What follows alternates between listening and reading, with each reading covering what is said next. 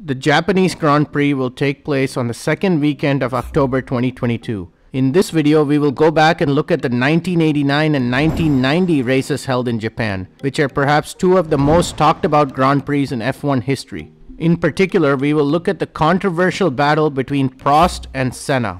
Let's get started.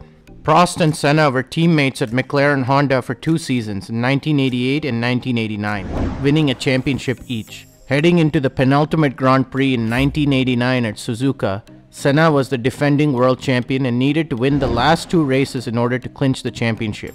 Despite Senna's pole position triumph, Prost was able to storm ahead and take the lead in the first half of the race. After the pit stops, Senna was able to catch up to Prost. On lap 46 of 53, Senna and Prost were side by side and collided, bringing them both to a halt. Prost's car appeared to have suffered mechanical failure and he got out of the car. Track marshals pushed Senna's car and he rejoined the race. He continued his momentum and overtook Alessandro Nannini to win the race. However, his victory was short-lived. Senna was disqualified by the FIA for cutting the corner and missing the chicane after re-entering the track following his collision with Prost. This meant that Nannini was the race winner and that Prost was the world champion. This was a very controversial decision at the time. McLaren Honda appealed Senna's disqualification but were unsuccessful.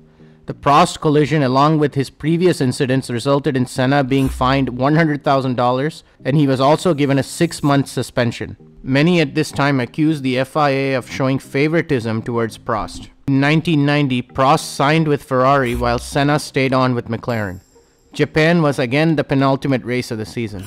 Heading into this Grand Prix, Senna had 78 points and Prost 67. Senna again was dominant in qualifying, taking his 51st pole position ahead of Prost. Typically, the pole setter in Japan would start from the right side of the grid, but Senna asked race officials for the pole setter to start on the left side of the grid. He made this request based on what had happened on the prior 3 Japanese Grand Prix, where the left side of the grid was actually faster than the right side of the grid. Surprisingly, the FIA went along and agreed to start him on the left side after he clinched pole.